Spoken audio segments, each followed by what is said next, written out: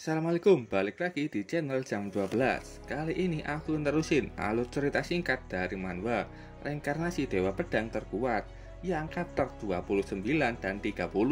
Oke, langsung saja masuk ke ceritanya. Si Feng sebelumnya bersama Blackie, Lonely Snow pergi ke Dark Moon Valley. Mereka di sana bertemu dengan Kola dan juga temannya Glutonis Mouse. Mereka memutuskan untuk masuk bersama-sama, dan setelah berburu beberapa lama dari Genom, muncul monster yang sangat langka yang bernama Hazard Genom. Kelompok Si Feng berhasil mengalahkan robot yang dikendalikan Hazard Genom, tapi Hazard Genom yang tidak bisa melawan mereka menggunakan mesin yang sangat canggih untuk kabur dari kejaran mereka.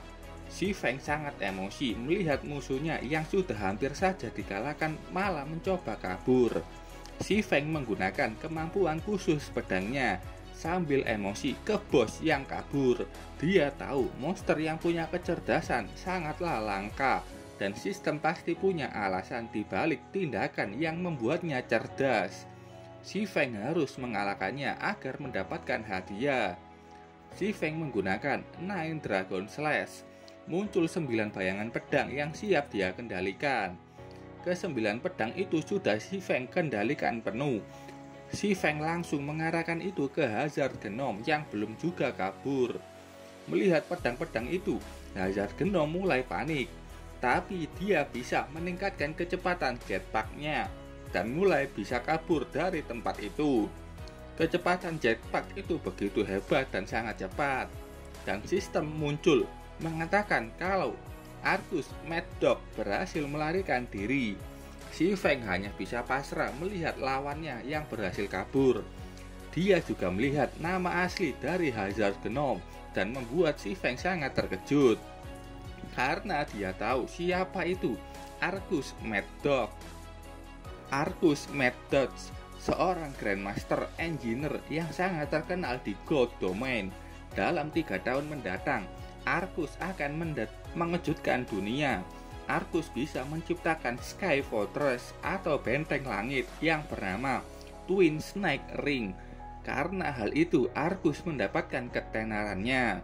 Nantinya juga, Argus akan membangun Genom Empire yang akan menandakan dimulainya salah satu ekspansi paling terkenal di Gold Domain, Emergency of the New World, atau kemunculan dunia baru. Si Feng langsung bengong. Dia tidak habis pikir. Hampir saja Si Feng membunuh bos besar di masa depan di sini. Slot sudah memeriksa apa yang ada di dalam robot itu. Dia mengatakan kalau yang ada di situ hanyalah satu chest saja. Di dalam chest itu ada Argus Mad Dog Key dan juga peta harta karun. Si Feng tersenyum senang. Walaupun tidak bisa membunuh bos besarnya, setidaknya dia bisa mendapatkan harta karun ini. Setelah itu Si Feng bilang ke teman-temannya, kalau di sini tidak ada lagi Elite Genom seperti yang barusan. Kalian bisa terus grinding di sini dan hubungi aku setelah kalian sudah naik level 4. Blackie bertanya terus apa yang akan dilakukan Si Feng. Sambil memainkan kunci harta karun, Si Feng mengatakan kalau dia akan berburu sendiri harta karun. Cerita singkat, 900 tahun yang lalu, alchemy master bernama Molotov mengarahkan seluruh kekuatannya untuk menciptakan satu harta karun yang disebut Philosopher's Stone. Dengan batu Philosopher, bahkan manusia biasa bisa memakai alchemy dan elemen dengan mudah untuk menyempurnakan pekerjaannya. Di tangan seorang alkemis, mereka akan bisa mengubah batu menjadi emas murni, bahkan bisa membangkitkan orang mati. Setelah batu filsuf dikenal dunia, banyak negara di Gold Domain mulai merebutkannya. Namun Philosopher's Stone menghilang selama peperangan. Batu itu menjadi misteri yang tak terpecahkan di Gold Domain. Usai beberapa penelitian mendalam para player, Philosopher's Stone berhasil ditemukan tersembunyi di dalam Sacred Lake di Sun Temple. Kunci untuk membukanya adalah Arcus Medoc Treasure Chest yang baru saja ditemukan si Feng dan kelompoknya. Sementara itu di Secret Lake, tempat ini hanya disarankan untuk level 10. Tampak si Feng sudah berada di sana dan langsung menyelam ke dalam danau itu. Setelah menyelam cukup dalam, tiba-tiba saja si Feng dikejutkan dengan munculnya monster berbentuk gurita. Melihat itu, si Feng dengan cepat langsung berenang menghindarinya. Menggunakan Gravity Liberation, membuat gerakan si Feng semakin cepat untuk berenang. Gurita itu tanpa kesempatan untuk bisa menangkap si Feng. Melihat kalau si Feng sudah berhasil kabur darinya, si Feng berhenti di salah satu tempat karena dia melihat adanya banyak monster yang diberi nama Siren Guard. Mereka level 10. Membawa masing-masing trident. Si Feng tahu tempat ini adalah lokasi dari harta karun itu. Tapi dia tidak menyangka kalau penjagaannya begitu ketat. Si Feng tidak berniat melawan mereka. Selain di bawah air, mereka ini sudah level 10. Si Feng tidak akan bisa melawannya. Jadi si Feng hanya menggunakan doppelgangernya saja.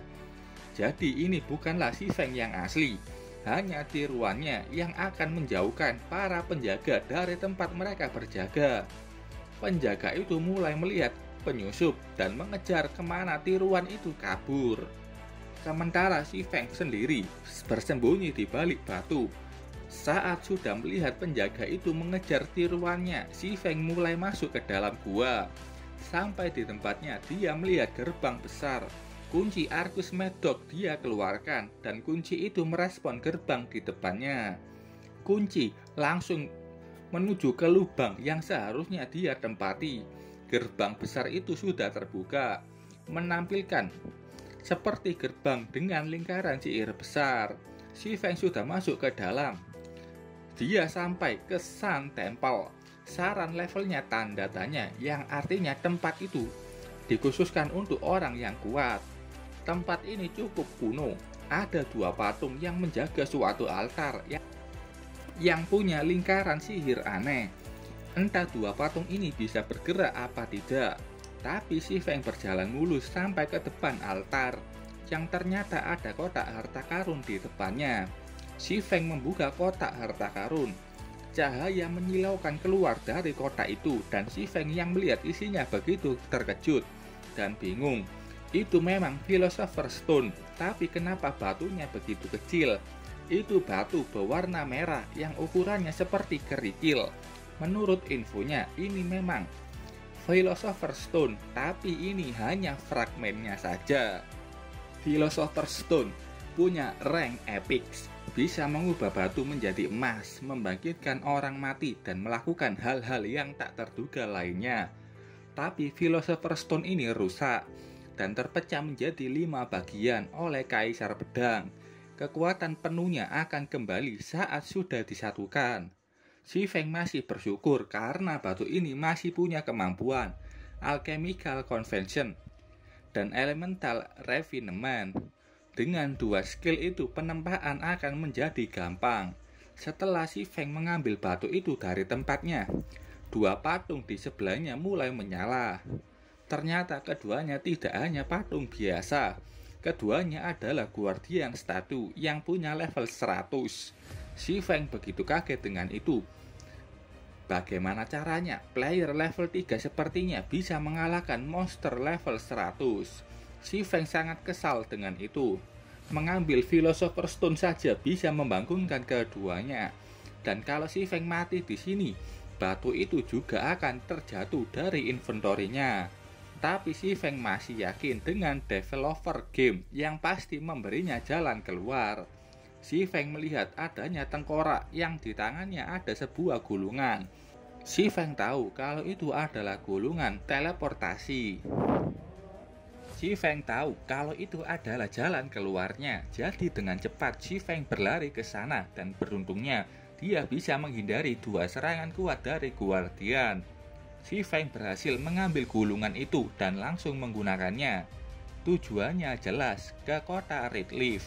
Tapi si Feng terkejut saat gulungan itu digunakan gulungan masih punya waktu untuk loading agar bisa digunakan.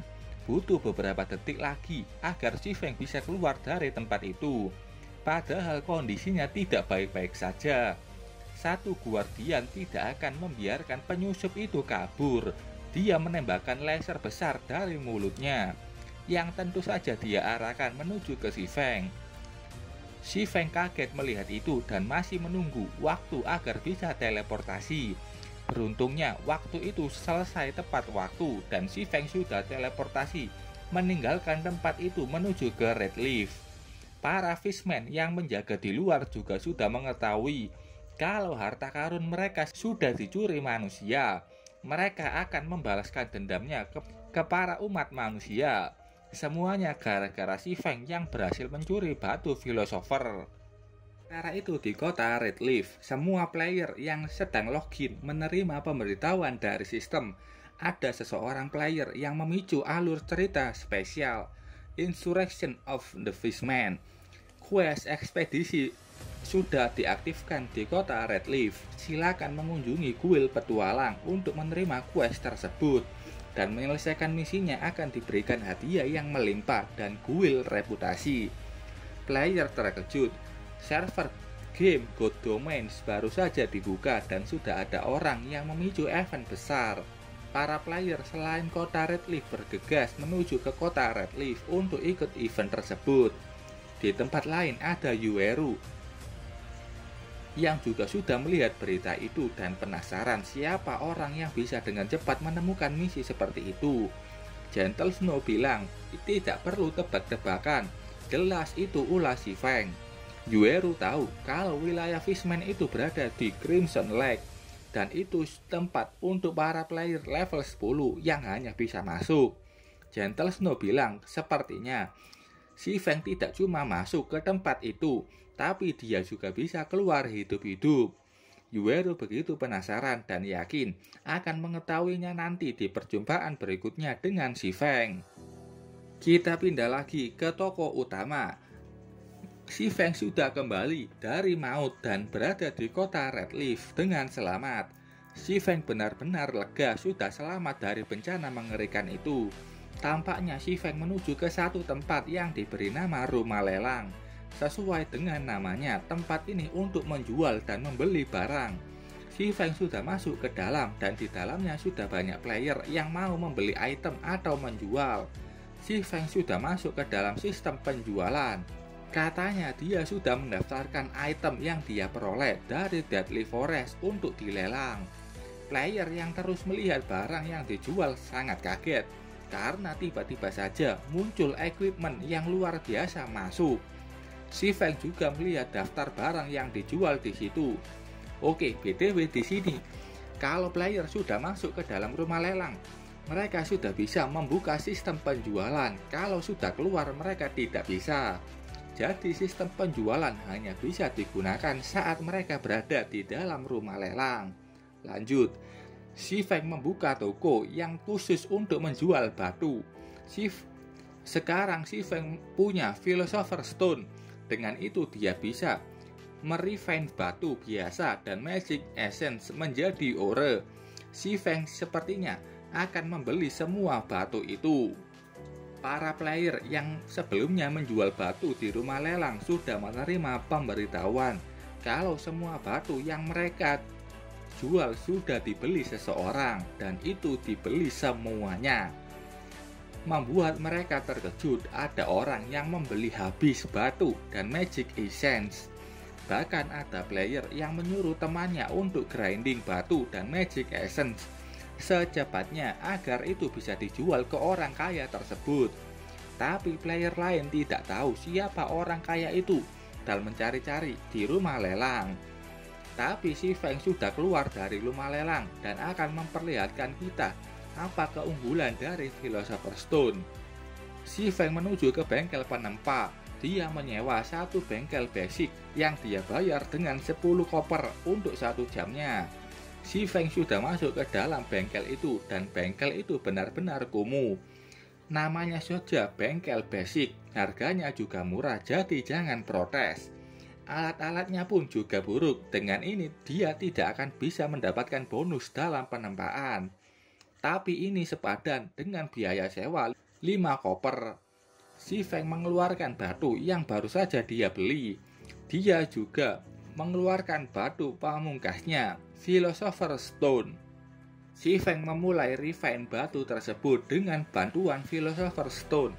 Elemental Refinement membuat orang bisa mengekstrak elemen metal dari batu, sehingga bisa mengubah batu murah menjadi berbagai macam batu berharga.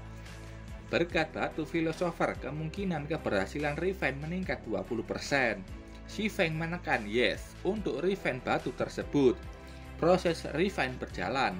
Si Feng cemas dengan hasilnya, dan hasilnya refine pertamanya gagal.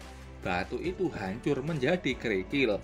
Walaupun percobaan pertamanya gagal, si Feng masih yakin bisa membuat batu berharga kalau terus melakukannya. Si Feng mengeluarkan batu dalam jumlah yang banyak. Refine terus dia lakukan dan banyak juga hasil yang gagal. Kegagalannya membuatnya berpikir apakah keberuntungannya itu jelek.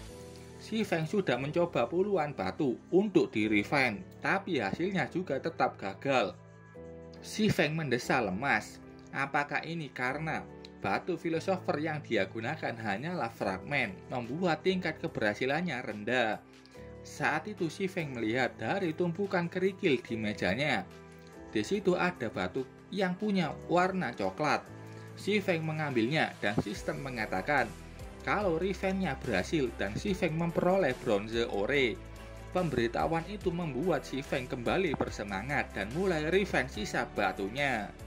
Oke, sampai sini dulu ceritanya. Terima kasih buat kalian yang sudah menonton videonya sampai selesai. Salam jam 12. Bye-bye.